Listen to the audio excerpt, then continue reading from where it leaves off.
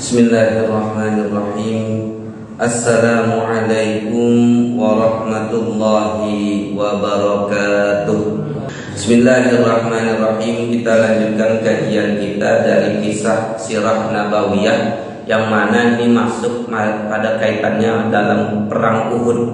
Ya, jadi saya menulis subtemanya kisah perang Hamra atau Hamraul Asad. Ya. Jadi di sini adalah ada yang menggabungkan bahwasanya perang Hamraul Asad ini kelanjutan dari perang Uhud. Nah, jadi dalam peperangan Uhud itu secara garis besarnya Muslim menang pertamanya, kemudian kalah, dan di akhirnya kaum Muslimin lagi diperintahkan untuk menyerang kembali kaum kafir, dan disitulah walaupun tidak ada pertempuran yang nanti akan kita bahas di sini, tetapi Allah memenangkan. Nah, jadi dalam perang Uhud ini memiliki 3 fase, yang mana dari menang, kalah, dan Allah menangkan kembali walaupun tidak ada peperangan di situ. Nah, dari sini dinamakan kisah dalam perang Hamraul Asad. Ya. Jadi kalau diartikan adalah Hamra itu artinya merah, Asad itu singa, ya. Jadi ada yang mengartikan ini adalah mungkin tempat peperangannya, pasirnya itu memang berwarna merah. Jadi di padang pasir itu ada yang memang warna pasirnya kemerah-merahan, ya. Jadi warna pasirnya kemerah-merahan. Ada juga yang mengatakan ini cuma tempat saja, ya. Tempatnya dinamakan Hamraul Asad, ya, karena nama tempatnya seperti itu. Nah, jadi disinilah kaum muslimin diperintahkan lagi untuk menyerang kafir, pada orang-orang kafir pada waktu itu yang sudah kembali, yang mereka menganggap kemenangan dalam diri mereka sudah menang. Yang tentunya nanti kita akan bahas sedikit dari kisah perang Uhud sebelumnya, ya, yang mana kisah perang Uhud ini adalah menjadi pelajaran penting buat kita, ya, pelajaran penting buat kita, yang mana ketika pada waktu itu Rasulullah, ya, tentunya mendapatkan wahyu dari Allah, ya, mendapatkan lewat dalam mimpinya. Rasulullah bermimpi bahwasanya dia melihat seekor sapi yang terbunuh, kemudian pedangnya patah, dan kemudian dia masuk ke dalam benteng. Nah, ini menandakan mimpinya memiliki makna, dan kemudian dimusyawarahkan dengan para sahabatnya pada waktu itu, dan kemudian ditafsirkan mimpinya. Ya, ketika ditafsirkan mimpinya berarti ketika misalnya terbunuhnya sapi itu, maka banyak para sahabat yang meninggal pada waktu itu. Kemudian pedangnya patah, berarti orang terdekat Rasulullah juga ada yang meninggal, ada yang wafat, dan kemudian Rasulullah masuk benteng. Disitulah Rasulullah diselamatkan oleh Allah. Ini menandakan bahwasanya ketika proses sebelum terjadinya perang Uhud, Rasulullah sudah mendapatkan wahyu dari Allah Subhanahu wa taala, dan tentunya dimusyawarahkan dengan para sahabat, walaupun di situ terjadi perbedaan pendapat antara senior dan junior. Misalnya dari sahabat yang senior lebih memilih tetap di kota Madinah, bertahan saja, karena Madinah itu lebih safe keamanannya, ya, bisa diserang dari pintu utara saja, dan bagian-bagian lainnya tertutup, ya, sehingga ketika mau diserang cukup melawan dari situ. Tetapi sahabat-sahabat yang lain, salah satunya sahabat yang muda dari kaum Ansor, nggak mau.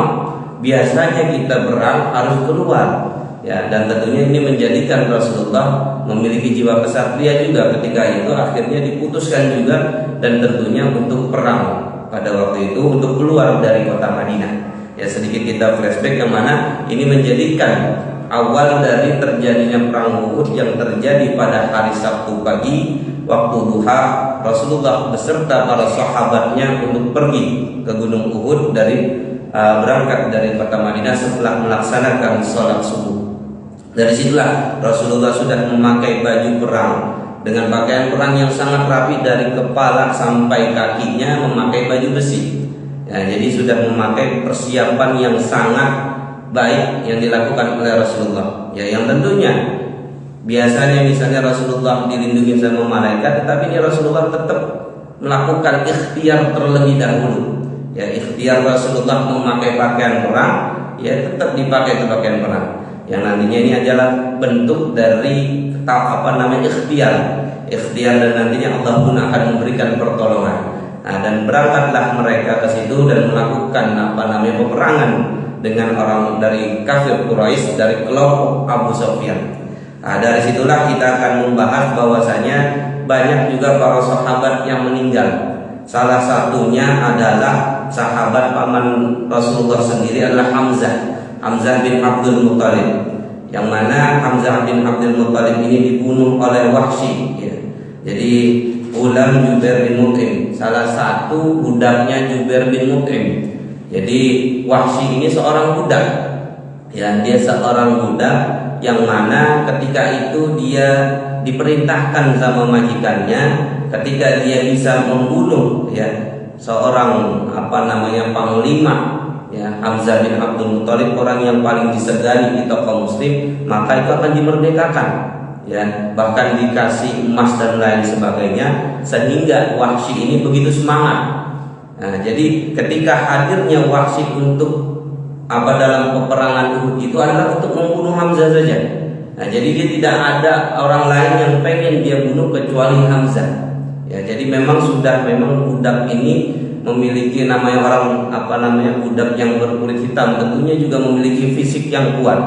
Ya, fisik yang kuat dan sudah dilatih tombaknya.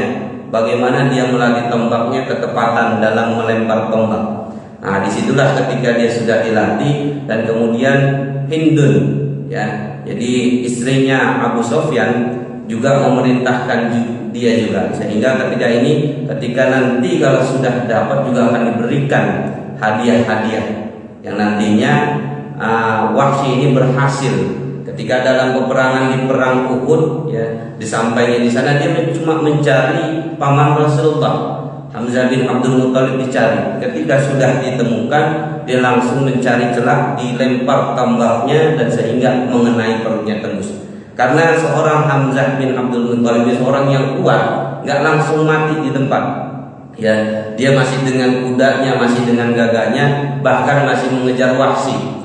Ya, masih mengejar Wahsy karena darahnya, ya, yang masih banyak, ya, ngocor dalam perutnya, keluar akhirnya pendarahan dan akhirnya meninggal di tempat. Ya, walaupun pada tombakan itu dia nggak langsung meninggal, dia masih bisa melawan, masih bisa mengejar Wahsy. Ya, dari situlah ketika sudah pendarahan yang begitu banyak dan akhirnya meninggal di tempat, dan kemudian, ya, kejadian ketika dalam peperangan Uhud ini yang dikomandani oleh Abu Sufyan ini, orang-orang kafir ini sering melukai kaum muslimin dan kemudian dimutilasi. Ya, jadi Abu Sufyan nggak merintah, tapi juga nggak melarang orang kafir, orang Quraisy untuk memutilasi biar orang muslim ini takut. Jadi setelah udah dibunuh, bagaimana dibuat dimutilasi, tangannya dipotong atau hidungnya, ya, kayak misalnya Hamzah bin Abdul Muthalib dibelah dadanya, diambil jantungnya. Ini membuat orang-orang muslim itu merasa takut ketika nanti dia sudah dibunuh, bukan hanya dibunuh saja, tetapi melihat mutilasi dari orang-orang kafir ini, ya, melihat langsung mutilasi dari orang kafir ini, dan kemudian dibelek tuh darah dadanya, ya, Hamzah bin Abdul Muthalib, kemudian dimakan, ya, jantungnya sama Hindun, ya, dan tentunya dimakan sama Hindun juga dia nggak kuat, ya, karena namanya jantungnya jantung mentah, ya, dia cuma menandakan kekesalan, ya, karena kekesalan dia itu adalah Hindun ini adalah pamannya dan orang kerabatnya, ya, Utbah bin Syaibah bin Rabi'ah, ya, itu semuanya adalah kerabat dari orang tua dan pamannya Hindun dibunuh, ya, dan ini menjadikan Hindun ini pengen balas dendam karena Hamzah bin Abdul Muthalib adalah yang membunuh Utbah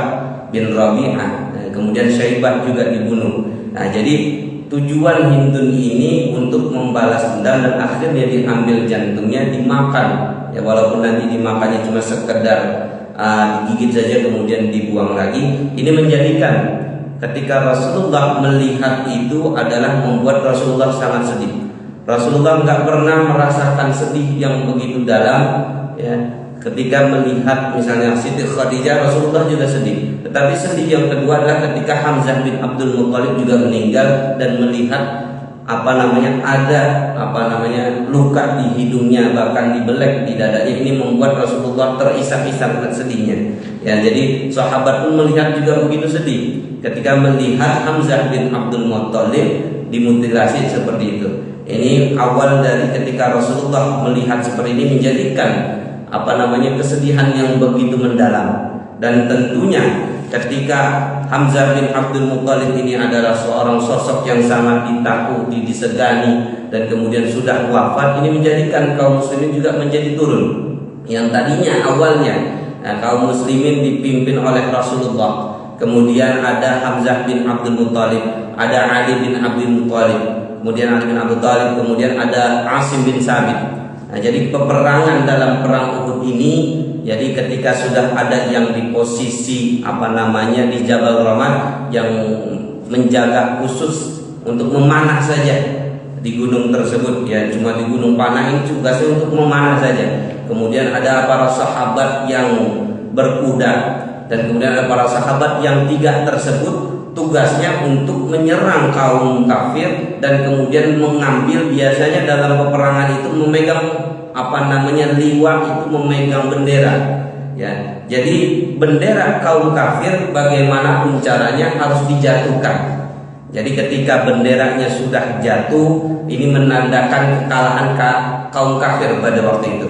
Ya, jadi tugasnya dari Ali bin Abi Thalib, kemudian Hamzah, Asim bin Sabit adalah menjatuhkan bendera tersebut. Nah, jadi tugasnya menjatuhkan bendera, dikejar tuh sampai depan, dan alhamdulillah ya dengan usaha yang gigih dapat dijatuhkan bendera tersebut. Ini menjadikan kemenangan buat kaum muslimin. Ya, menjadikan kemenangan buat kaum muslimin yang tentunya ketika kemenangan ini sudah didapatkan, dan akhirnya kaum muslimin juga terlena dengan ghanimah, ya, terlena dengan harta rampasan perang, yang mana Rasulullah memesan ketika di Jabal Rahmah tersebut jangan ada yang turun, tetapi sebagian para sahabat malah turun. Dan tentunya ini sudah melanggar perintah dari Rasulullah, yang akhirnya dari kelompok Khalid bin Walid yang pada waktu itu belum masuk Islam menyerang dari belakang, dan akhirnya membunuh pasukan pemanah di atas tempat tersebut, dan diserang balik lewat belakang. Dan ini terjadi kekalahan. Setelah kemenangan kemudian kekalahan pun terjadi. Kemudian dari situlah kaum muslimin banyak yang merasa sudah ketakutan karena sudah dikepung dari depan dan dari belakang. Nah, dan kemudian matinya Hamzah bin Abdul Muthalib juga salah satu. Bagaimana ini sudah menjadikan kaum muslimin sudah menjadi rasa takut dimutilasinya Hamzah. Tetapi ada sebagian kaum muslimin tetap berjuang, ya tetap berjuang, tetap kekeh, tetap bagaimana dia bisa mendapatkan syahid dalam perang Uhud tersebut. Ya, dari dalam peperangannya dia melakukan dengan benar-benar ikhlas sehingga dia mendapatkan mati syahid dalam peperangan tersebut. Salah satunya ada kisahnya, yaitu sahabat Rasulullah adalah sahabat Khuraib, ya. Jadi Khuwailid, ya, jadi sahabat Rasulullah yang bernama Khuwailid dan Hamdalah. Ini salah satu sahabat Rasulullah yang mana Hamdalah ini dia baru menikah. Jadi sahabat Rasulullah baru menikah, dia cuma baru dapat, kemudian besoknya dia suruh perang. Ya, bayangkan saja, baru menikah, baru akad nikah, besoknya suruh perang Uhud, suruh berjihad. Ya, orang lagi pengen seneng-senengnya sama istri, tetapi dia Hamdalah pada waktu itu disuruh perang jihad, dia tetap semangat. Dan akhirnya dia mati syahid dalam perang Uhud. Belum sempat bisa sama istrinya, tetapi dia mendapatkan surga dari Allah Subhanahu wa taala. Kemudian ada sahabat Kazman dan Khuwailid, ya. Jadi ada sahabat Rasulullah yang bernama Kazman, dan kemudian ada Khuwailid pendeta, ya. Jadi pendeta ini adalah sahabat orang yang baru masuk Islam, dia belum sempat sujud, tetapi dia ikut perang Uhud dan kemudian dia masuk surga. Ya, jadi ketika itu dalam peperangan Uhud, ya, pada waktu itu dia seorang pendeta dan dia pengen masuk Islam. Akhirnya dia menemui Rasulullah. Ya, menemui Rasulullah ketika itu Rasulullah ingin berangkat dalam peperangan. Nah, dalam perang Uhud sudah siap-siap, dan sahabat Khuwailid ini seorang pendeta, dia pengen masuk Islam. Ya, biasanya orang Yahudi kalau bertemu Rasulullah nggak pakai sebutan ya Rasulullah, langsung panggil ya Muhammad. Ya, tetapi pada waktu itu Khuwailid memanggil dengan kata ya Rasulullah, langsung dia bersyahadat. Ya, kemudian dia bilang saya pengen ikut perang, saya sudah masuk Islam, saya pengen ikut perang. Dia belum sempat melaksanakan sholat sudah bersyahadat dan akhirnya perang. Ketika dalam peperangan dia mati syahid. Dia belum sempat sujud kepada Allah, tetapi dia dimasukkan ke dalam surganya Allah. Ini menandakan rahmat Allah begitu luas. Ya, jadi walaupun dia baru sempat bersyahadat, dia belum sempat sujud. Ya, ketika dia ikut dalam peperangan, kemudian dalam peperangan dia wafat, dia masuk surganya Allah. Ini benar-benar mendapatkan rahmat dari Allah. Dan kebalikannya, ada salah satu sahabat Kazman yang mana dia adalah sahabat Rasulullah, ikut peperangan. Dalam peperangan begitu bengisnya dia bisa membunuh orang-orang kafir, begitu semangatnya dia dengan tebasannya dan lain sebagainya. Tetapi suatu ketika dia tertebas kaki dia, akhirnya dia berdarah dan akhirnya dia membunuh diri dia sendiri, dan kemudian dia mengucapkan bahwasanya perjuangan dia itu adalah buat kaumnya. Ya, tujuan dalam perang Uhud dia itu adalah untuk membela kaumnya. Ini menjadikan bahwasanya akhirnya dia dimasukkan ke dalam nerakanya Allah. Makanya Rasulullah sempat bilang ke para sahabat bahwasanya Kazman ini adalah seseorang yang ikut dalam perang Uhud, tetapi dia dimasukkan ke dalam nerakanya Allah. Ya, makanya sahabat juga bingung. Padahal dalam peperangannya dia begitu semangat, begitu bagaimana dia bisa membunuh para orang-orang kafir begitu banyak, tetapi malah dimasukkan ke dalam nerakanya Allah. Dia bahwasanya tujuan dari perang dia adalah buat mendapatkan untuk membela kaumnya. Ini yang menjadikan dia dimasukkan ke dalam nerakanya Allah. Nah, ini salah satu kisah-kisah dari perang Uhud ini, yang mana dari perang Uhud ini banyak sekali para sahabat yang dikisahkan. Salah satunya ada sahabat yang dari wanita Nusaybah, yang mana dia menyiapkan logistik para sahabat yang terluka, kemudian dirawat sama Nusaybah ini. Nah, dan kemudian banyak lagi para sahabat-sahabat lainnya yang menjaga khusus bagian logistik dan perawatan saja. Dan tentunya ini adalah bagaimana Rasulullah membuat bagaimana strategi-strategi begitu bagus, mulai dari depannya, dari panahnya dan lain sebagainya. Dan tentunya ketika itu Rasulullah juga akhirnya ketika dalam perang Uhud yang ini adalah kalah, dan tentunya ini menjadikan kekecewaan beberapa sahabat. Ya, walaupun ada sebagian yang kabur dan lain sebagainya. Dan tentunya kemudian ketika para sahabat sudah pada capeknya, ya, ketika itu perang Uhud terjadi pada hari Sabtu, kemudian di sore dan malam harinya baru pulang tuh. Ya, jadi pada waktu itu mereka pulang untuk ke kota Madinah untuk istirahat sebentar. Dan kemudian pada waktu itu lagi capek-capeknya para sahabat. Bahkan pada waktu sholat Isya pun banyak para sahabat nggak menuju ke masjid. Ya, bayangkan saja setelah perang, setelah terluka, ya, dan tentunya ini menjadikan para sahabat sudah pada letihnya. Dan kemudian keesokan harinya, ya, di waktu subuh Rasulullah juga hadir dalam sholat subuhnya dengan beberapa para sahabat dan ketua, ya, kabilah atau suku, ya, pada waktu itu dikumpulkan. Bahwasanya Rasulullah mendapatkan wahyu untuk menuju, ya, ke daerah Amraul Asad, ya, untuk menuju ke daerah Amraul Asad, bahwasanya di sanalah nanti kita akan berperang lagi. Jadi Rasulullah mendapatkan wahyu dari Allah, perintah suruh pergi lagi. Baru sehari selesai perang Uhud, besoknya di waktu subuh sahabat disampaikan, ya, kita harus perang lagi ini, menuju ke orang Abu Sufyan. Ya, kita perangin orang kafir Quraisy lagi. Ya, kita ke daerah Amraul Asad. Ya, dikumpulin para sahabat, kemudian diberitakan ke semuanya. Dan Rasulullah cuma memesankan para sahabat yang ikut pada perang Uhud saja yang dipilih. Jadi sahabat-sahabat yang tidak ikut gak usah ikut lagi. Cukup orang-orang yang ikut dalam perang Uhud yang masih hidup, itu aja yang ikut. Ya, bayangkan dari 1000, kemudian dari orang munafik yang kabur 300, kemudian sisa 700. Kemudian sahabat Rasulullah dalam perang Uhud yang meninggal sekitar 70, sekitar 630 orang. Yang tentunya dari 630 orang ini nggak murni semuanya sehat. Ada yang luka, ada mungkin bagian tangannya sudah terbacok dengan pedang, ya, kemudian sudah kena panah, tombak dan lain sebagainya, dan kemudian dikumpulkan, dah itu aja tuh yang disiapkan. Jadi nggak usah nyari sahabat-sahabat yang lain.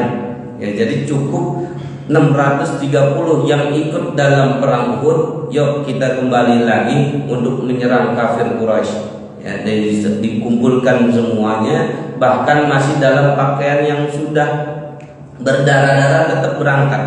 Ada salah satu dua dari pemuda Ansor yang mana pada waktu itu dia udah nggak kuat ngapa-ngapain, karena mungkin dari tusukannya dengan pedang, dengan tombak dan lain sebagainya sudah terlalu banyak. Bahkan buat duduk pun sudah tidak kuat.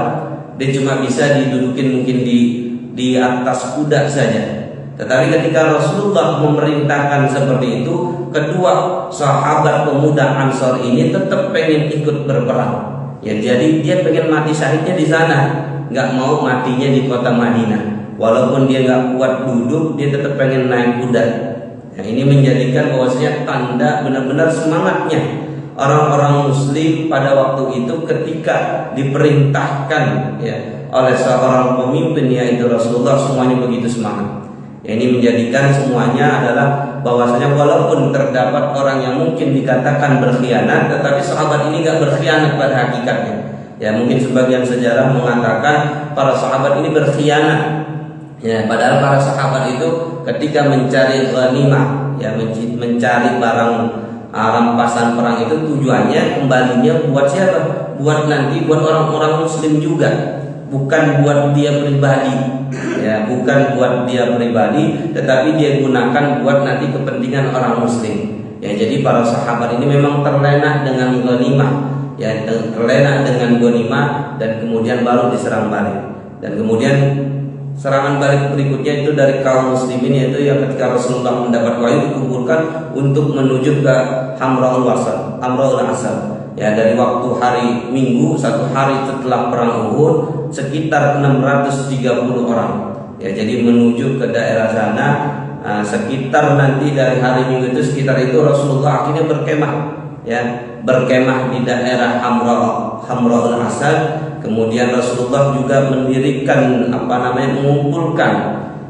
mengumpulkan kayu-kayu kering. Ya, jadi Rasulullah pada waktu itu mengumpulkan dengan para sahabatnya, mengumpulkan kayu kering, dan kemudian juga dia nabung di situ, istilahnya ya bakar kayu, bahwasanya ini menandakan ada pasukan dari kaum muslimin, ya pasukan kaum muslimin yang siap berperang kembali, untuk membalas yang tadinya awalnya kalah, pengen membalas kembali. Ya, jadi pada waktu itu orang kafir juga sudah dikasih tahu berita. Jadi disampaikan berita sehingga sampailah ke Abu Sufyan. Jadi orang-orang kafir sudah kembali menuju kota Mekah. Ya, sudah menuju kota Mekah, mereka merasa bangga bahwasanya sudah menang. Tetapi pada hakikatnya kemenangan mereka belum bisa masuk ke kota Madinah. Ya, namanya peperangan biasanya kalau sudah menang akhirnya dia bisa menaklukkan kota tersebut. Tetapi Abu Sufyan ini baru bisa mengalahkan berapa persen saja sebenarnya. Ya, jadi Abu Sufyan, orang kafir-kafir Quraisy pada waktu itu cuma menyerang kaum muslimin dan kemudian belum bisa menaklukkan 100%. Ya, walaupun pada waktu itu Rasulullah juga gigi serinya patah. Ya, sudah pakai pakaian perang.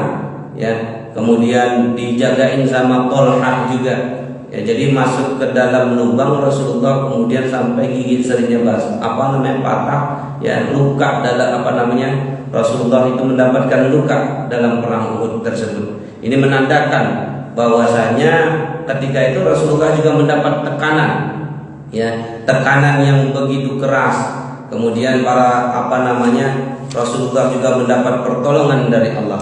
Bahkan dikisahkan juga sebagian sahabat mengatakan, Rasulullah juga mengatakan bahwasanya perang Uhud ini adalah pahalanya buat siapa? Buat Tolha. Karena sahabat Tolha pada waktu itu adalah yang menolong Rasulullah ketika masuk ke dalam lubang. Jadi ketika dalam perang Uhud Rasulullah masuk ke dalam lubang yang dibuat oleh Abu Amir. Ya, Abu Amir ini dari orang Madinah, ya yang mana dia pada waktu itu ngikut peperangan itu untuk orang-orang kafir Mekah. yang mana dia masuk dalam kategori suku kaum Khazraj dan Aus, tetapi pada waktu dia pengen memimpin di kota Madinah, pada waktu dia termasuk orang kaya, tetapi dia nggak diakuin karena datangnya Rasulullah. Akhirnya dia pergi ke kota Syam. Kemudian ketika di kota Syam dia tahu mendengarkan ada mau peperangan di kota Madinah dengan orang kafir Mekah, dia datang ke Madinah. Dia datang ke Madinah, dia kemudian bantu tuh orang-orang kafir Mekah dibuat lubang. Padahal tujuan dia buat lubangnya buat orang-orang Muslim lah. Tetapi qadarullah, ya Rasulullah dengan beberapa sahabat masuk ke dalam lubang tersebut, yang menjadikan Rasulullah akhirnya juga terluka dalam perang Uhud. Kemudian ditolong sama sahabat Thalha. Ini menjadikan bahwasanya dia bisa ketika Rasulullah sudah tertekan, bahkan sudah mau ditusuk dengan tombak dan pedangnya dari orang-orang kafir, ditolong untuk semuanya. Akhirnya Rasulullah benar-benar mendapatkan pertolongan Allah melalui perantara sahabat Thalha ini dan mendapatkan keutamaan bahwasanya pahala Uhud itu diberikan buat sahabat Thalha. Ya, jadi dari sinilah ketika itu Rasulullah memerintahkan kita lanjut dari perang Hamra'ul Asad. Ketika sudah sampai di kota tersebut, di tempat tersebut sudah menyusun strategi, ya, yang mana orang-orang Muslim pada waktu itu adalah orang-orang Muslim yang ikut perang Uhud dengan pakaian ala kadarnya. Bahkan kuda-kuda yang ikut perang sebelumnya dibawa lagi, nggak nyari kuda yang baru, ya, nggak nyari kuda yang baru, dan kemudian bahkan pakaian besi yang perangnya itu dicari yang itu lagi. Ini menandakan semangat. Ini ada hikmah di balik ini. Jadi Rasulullah memesan cuma orang-orang Uhud aja yang perang yang ikut kembali, nggak usah ditambah lagi, cukup itu. Ada hikmahnya. Dan kemudian diberikan kabar buat orang kafir ke Abu Sufyan tersebut sehingga mereka tahu bahwa akan terjadi peperangan lagi. Tetapi karena Abu Sufyan ini merasa sudah menang dan kemudian disampaikan dengan orang-orang kafir, ngapain juga balik? Karena orang Muslim ini lagi semangatnya, ya, dalam keadaan yang mungkin dia sudah letih, sudah terluka, sudah banyak mungkin tusukan dan kemudian panah, tetapi masih semangat. Ini menjadikan semangat yang bakal menggebu-gebu nantinya. Jadi orang-orang Mekah, kafir Mekah pada waktu itu ketakutan juga. Ya, nantinya takutnya ini orang-orang Mekah ini kalah. Ya, jadi mereka takut kehadiran orang Muslim yang begitu semangatnya ini membuat nantinya orang-orang kafir Mekah ini kalah. Ya, jadinya mereka orang kafir Mekah ini gak ngeladenin. Ya, bahkan Rasulullah dengan para sahabatnya itu 3 hari 3 malam di sana, di daerah Hamra'ul Asad. Ya, jadi Hamra'ul Asad selama 3 hari lamanya Rasulullah menunggu di sana dengan para sahabat, bahkan membuat mengumpulkan kayu untuk membakar kayu di sana, bahwasanya sudah siap kaum muslimin untuk melakukan perang kembali. Nah, ketika sudah diberikan kabar ke Abu Sufyan dan para orang-orang kafir pada waktu itu, mereka merasa takut. Karena apa? Mereka mendapatkan kabar, ya, dari kafir orang-orang Muslim ini, mereka dengan kelompok yang masih sama, bahkan masih terluka, ya. Dan ini menjadikan semangat, ya, semangat orang Muslim begitu menggebu-gebu, dan akhirnya orang-orang kafir ini merasa ketakutan. Dan mereka juga nggak mau kalah nantinya. Karena apa? Kabar yang sudah tersebar di daerah Arab itu pada waktu itu adalah kemenangan buat orang Mekah. Ya, daerah-daerah keliling sekitarnya sudah tersebar luas bahwasanya kemenangan perang Uhud dimenangi oleh orang-orang Quraisy Mekah pada waktu itu. Jadi mereka nggak mau, ya, kemenangan itu akhirnya gagal gara-gara dibalas dendam sama orang-orang Muslim. Nah, jadi mereka nggak mau nantinya kekalahan yang mereka dapatkan, dan tentunya ini menjadikan hal penting yang patut kita teladani. Kemenangan dari orang-orang Muslim ini adalah yang diturunkan dalam surat Al-Imran, alladzina istajabu lillahi war rasul min ba'di ma asabahumul qarh lilladzina ahsanu minhum wattaqu ajrun 'adzim alladzina qala lahumun nas innan nasa qad jama'u lakum fakhshawhum fazadahum imana wa qalu hasbunallahu wa ni'mal wakeel. Jadi kemenangan yang didapatkan oleh orang-orang muslim ini karena ketaatan mereka. Ya, yang tadinya mereka sudah taat, ya, akhirnya dapat kemenangan. Tetapi mereka terlena. Sebagian dari orang-orang muslim ada yang nggak taat. Perintah Rasulullah jangan turun dari gunung panah tersebut, tetapi sebagian mereka turun. Dan akhirnya yang mereka lakukan adalah melanggar. Mereka nggak taat kepada Rasul, ya, akhirnya mereka mendapat kekalahan. Dan kemudian ketika perintah yang ketiga mereka taat kembali. Yang akhirnya yaitu orang-orang yang mentaati perintah Allah dan Rasulnya sesudah mereka mendapatkan luka. Bagi orang-orang yang berbuat kebaikan dan bertakwa ada pahala yang besar. Mereka sudah terluka dalam perang Uhud. Bahkan sudah banyak 70 orang yang meninggal syuhada pada waktu itu. Yaitu orang-orang yang jika ada yang mengatakan pada mereka sesungguhnya manusia telah mengumpulkan pasukan untuk menyerang kalian, maka takutlah. Keimanan mereka bertambah dan mereka menjawab, cukuplah Allah menjadi penolong kami dan dialah sebaik-baik pelindung. Jadi ini menjadikan orang-orang muslim menjadi kuat kembali. Ketika Rasulullah sudah memerintahkan kaum muslimin dan mereka semangat kembali. Yang tadinya para sahabat yang tadinya ada luka perban, ya, dengan dengan dedaunan dan lain sebagainya, pada waktu itu ketika turunnya ayat ini mereka semangat kembali. Dicopot yang tadinya luka-luka mereka lebih semangat kembali. Yang mungkin badan mereka sudah tidak kuat diangkat untuk berdiri, ketika turunnya wahyu ini mereka lebih semangat. Bahwasanya ketika mereka mentaati perintah Allah dan Rasulnya, mereka akan mendapatkan kemenangan, kebaikan, pahala yang besar. Dan akhirnya betul, ketika Rasulullah di daerah Hamraul Asad pada waktu itu, Rasulullah pun menjadikan kaum muslimin menjadi lebih semangat kembali.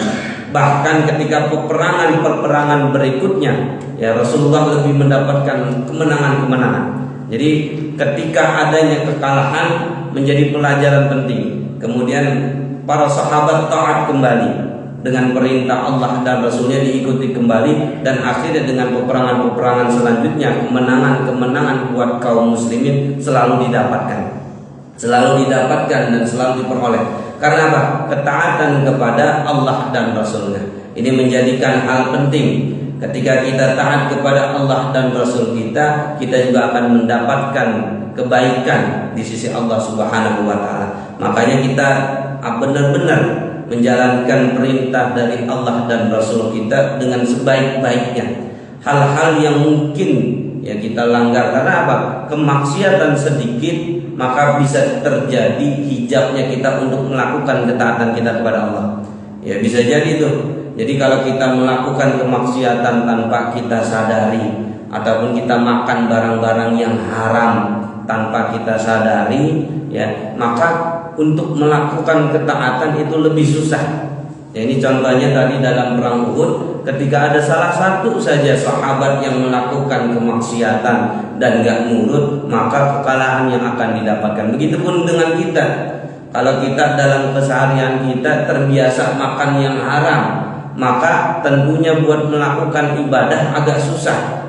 Yang tadinya kita mungkin sering buat sholat jamaah, hadir ke majelis ilmu rajin, kemudian sholat tahajud rajin, tetapi pada lain waktu kita susah. Bisa jadi ada makanan atau hal-hal kemaksiatan yang kita lakukan tanpa kita sadari. Ada masukan makanan yang haram dalam tubuh kita, sehingga buat melakukan ketaatan kepada Allah maka akan susah kita dapatkan. Makanya untuk mendapatkan kemuliaan di sisi Allah, marilah sama-sama kita berusaha menjalankan perintah dari Allah dan Rasul kita. Kita taat itu yang baik-baik, kita berusaha. Kita tinggalkan yang haram, yang jelas haram kita tinggalkan. Yang mungkin kalau syubhat kadang-kadang kita nggak tahu, ya, wa bainahuma fi umuri mutasyabihat. Jadi ada perkara, ya, sebagian manusia wa katsirun minan nas, kebanyakan dari manusia itu nggak tahu mereka itu makan barang-barang yang syubhat tanpa disadari. Nah, jadi terkadang kita halal sama haram tahu, tetapi terkadang juga kita lupa barang-barang syubhat itu dikit-dikit masuk dan akhirnya menjadi banyak. Ya, ketika sudah menjadi banyak, ketaatan kita buat kepada Allah lebih susah. Ya, tapi kalau kita usahakan barang yang haram jangan sampai masuk ke dalam diri kita. Kita usahakan tuh ketika hal-hal ini sudah kita tanamkan, insya Allah kemudahan pun akan kita dapatkan. Ketaatan buat kita kepada Allah lebih mudah dibandingkan dengan orang yang terbiasa memakan atau melakukan hal-hal yang haram. Ya, buat ibadah susah, bisa jadi ketika dia lebih banyak melakukan kemaksiatan, maka buat ibadah juga susah. Jadi banyak pelajaran penting dalam perang Uhud. Ada sahabat yang belum sempat sujud tetapi Allah masukkan ke dalam surganya Allah. Ada sahabat yang benar-benar membela mati-matian tetapi tujuan dia bukan karena Allah dan Rasulnya, dan akhirnya dimasukkan ke dalam nerakanya Allah. Kemudian ada sahabat yang ketika pada waktu itu juga Hamdalah, yang mana pada waktu itu dia berjihad. Dia baru menikah dan tetapi dia mendapatkan surganya Allah juga. Jadi banyak kisah-kisah yang kita dapat ambil pelajaran yang tentunya kita bisa menjadi pelajaran penting buat kehidupan kita, dan kita benar jadikan terutama di bulan Muharram ini. Kita jadikan awal Muharram ini, kita sudah masuk pada 10 Muharram. Ini sudah masuk di 11 Muharram di malam hari. Tentunya kita niatkan awal di tahun 1445 Hijriah ini kita jadikan bahwasanya kita untuk taat kepada Allah dan Rasul kita. Kita mohon semua ibadah yang kita lakukan ini adalah untuk mencari ridhonya Allah Subhanahu wa taala. Yang tentunya mungkin kita terdapat kesulitan-kesulitan, ya, permasalahan tetap kita akan hadapi. Tetapi kita mohon kepada Allah Subhanahu wa taala agar dimudahkan setiap urusan kita, sehingga Allah memudahkan kita dalam ketaatan kita kepada Allah Subhanahu wa taala.